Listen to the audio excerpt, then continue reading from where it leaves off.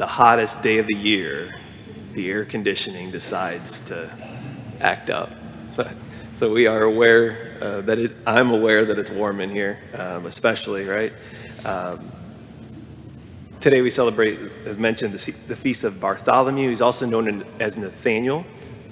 So that's why we hear from the Gospel of John today, and this beautiful encounter between Philip is there, and then of course between Nathaniel and Jesus.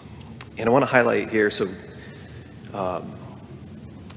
Nathaniel, as Nathaniel and Philip are there, Jesus comes and says he sees Nathaniel as Philip brings Nathaniel to Jesus. And so as Jesus sees Nathaniel, he says this: "Here is a true child of Israel. There is no duplicity in him." Nathaniel's response: "How do you know me?" There's something about like really knowing a person, like in honoring them or complimenting, not just like a shallow compliment about one's appearance or even something that they do, but like to really honor somebody and to name something that is about their person. So similar to like what Jesus is doing here and just acknowledging about Nathaniel, there's no duplicity in him. I was speaking with somebody not too long ago, and over the course of getting to know them, I just made a comment of like, hey, I know this is difficult for you because I know you're very structured, you're very orderly, so change is very difficult. And as I was saying this, they just even welled up a little bit with tears because they knew that I was highlighting an aspect of them where like I know them. "How do you know me?" Nathaniel says to Jesus, almost in this like surprise of and this communion. I was thinking this morning of a study that I was reading an article last week. It came out, and it pointed to the fact that more than half of Americans say that no one knows them well. Over 50% of Americans say that no one knows me well. Think of that for a second. The article, which was titled, I recommend you reading it. The title it was in the Atlantic. It was How America Got So Mean is the title of the article. How America Got So Mean.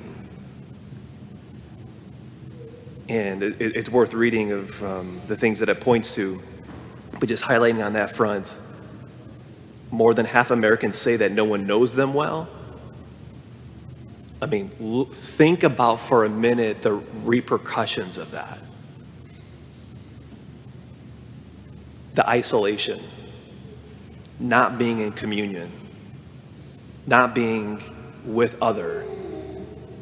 And we talked about it many times here, and the article goes on to talk about how the percentage of American teens, high schoolers who identify with persistent feelings of sadness and hopelessness have gone from 26% to 44%. Persistent feelings of sadness and hopelessness. This article also cites that study. To be known is a fundamental desire that we have, every human. Forget about desire. Actually, it's a fundamental need to know that I'm known by someone. This is Nathaniel here looking up and saying, wait, you know that I'm somebody that has no duplicity in me? He looks up to Jesus and be like, how do you know me? And here's the thing. It is infinitely better than this. The gospel is infinitely better than that. Because what's the next line? He asked that question to Christ, and his answer, Jesus answered him and said, before Philip called you, Nathaniel, before Philip even called you and had you come to meet me, I saw you under the fig tree. And at that, Nathaniel's knees just buckle and he says, Rabbi, you are the Son of God. And I imagine there's tears and there's an embrace. Like, what's the significance of the fig tree?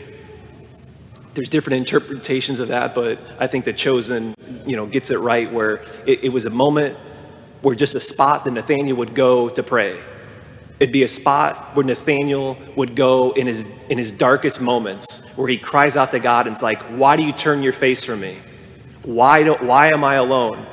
And here, when confronted with the Christ, Jesus says, I knew you before Philip even called you.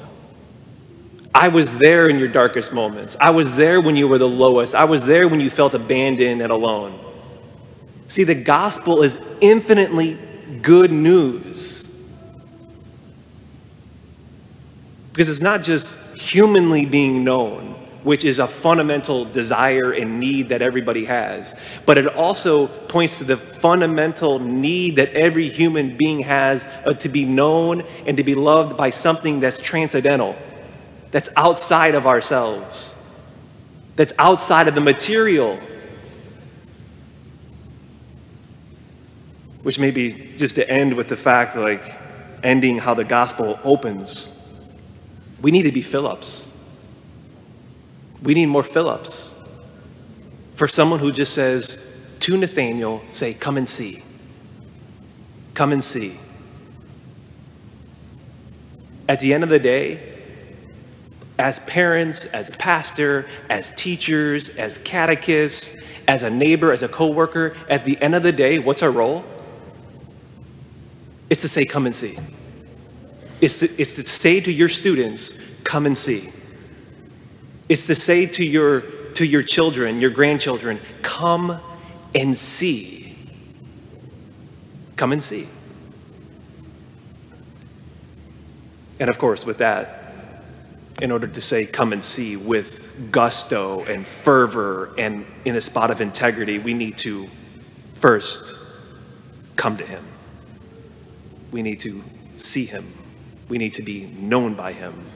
We need to know him. And that invitation is always out there for us. It's out there right now this morning for us to be maybe rejuvenated in our faith, to be re-inspired, and to be in touch with the fact that my heart desires and craves and needs to be known by something that's outside the material even. And so then with gusto, we can turn to our students, to our children, to our neighbors, to our coworkers, and just say, come and see.